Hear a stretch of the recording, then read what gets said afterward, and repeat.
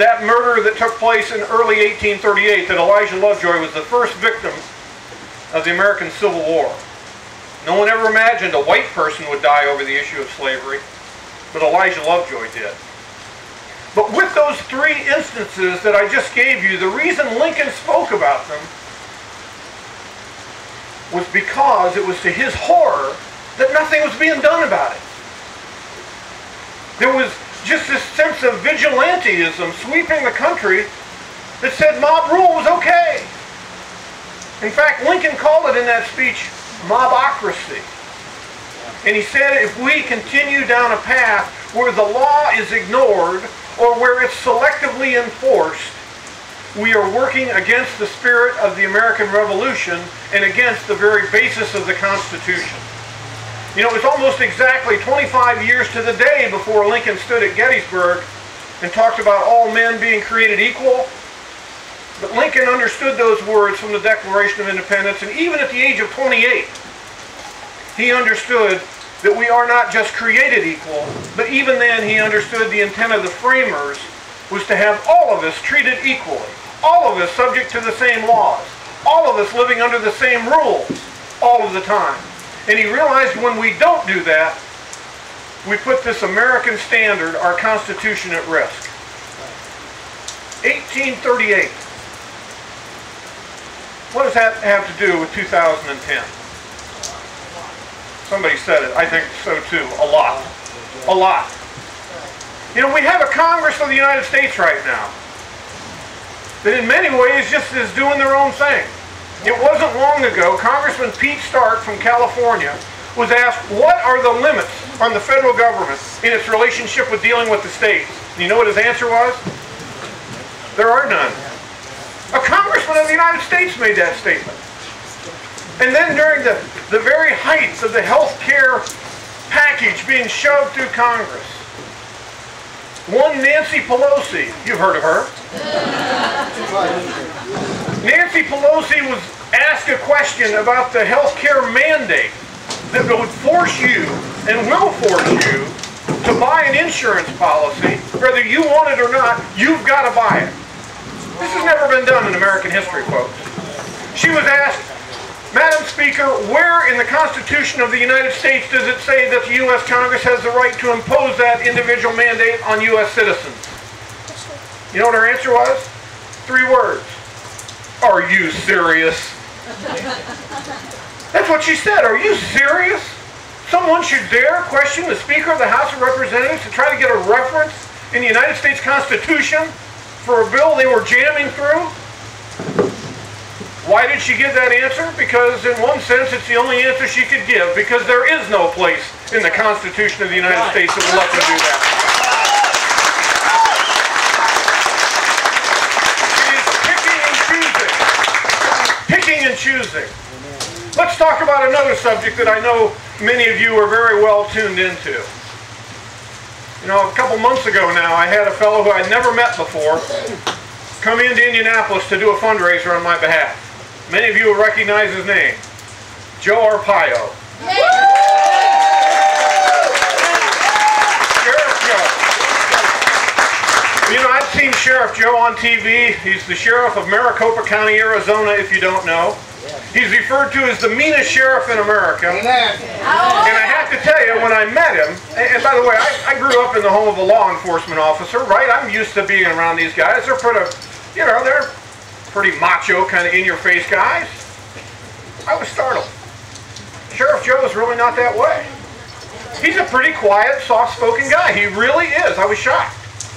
And we were talking before the whole program began about everything he's been going through. And he said it to me this way. He said, you know, Richard, here's the confusion I have. I'm a county sheriff. I have been for 24 years. Every time there's been a bank robbery in our county, the FBI, that has jurisdiction over those types of things, comes rushing in asking me to help them enforce the federal law. Every time there's some violation of alcohol, tobacco, and firearms, those federal officials show up expecting me to go out and enforce the law. God forbid if there's a kidnapping. By definition, a kidnapping is a federal offense, and the FBI expects me to rush out there and enforce the federal law. He said, you know what I'm trying to do with immigration? I'm trying to enforce the federal law. And they're saying, no, you don't. We're going to sue you. It's picking and choosing. It's deciding which laws you want to selectively enforce and who you want to enforce them on and who you don't. And as I said to Joe that day, you know what really enrages me is we have these cities all across the United States of America who declare themselves sanctuary cities, like Chicago, like Denver, like Los Angeles, San Francisco. Well, San Francisco declares itself a lot of things. But they pass these ordinances to declare themselves sanctuary cities so that if illegal immigrants get there, they specifically know there will not be any federal enforcement of federal immigration laws. And nothing is being done to those cities, but they bring lawsuits and federal injunctions against Maricopa County and Sheriff Joe. It is selective enforcement, and it's wrong.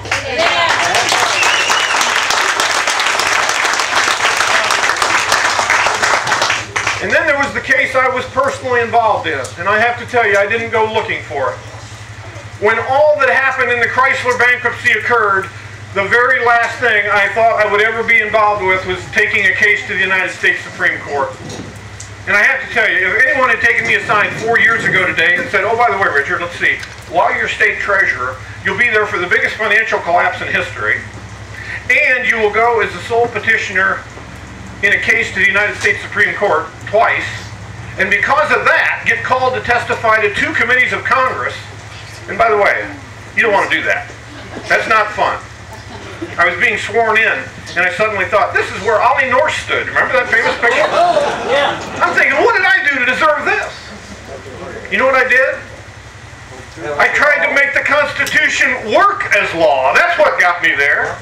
That's right.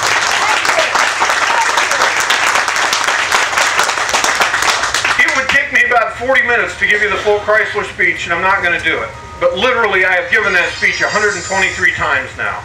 Here's the essence of it that you need to understand, because this speaks volume of the relationship between 1838 and where we are today.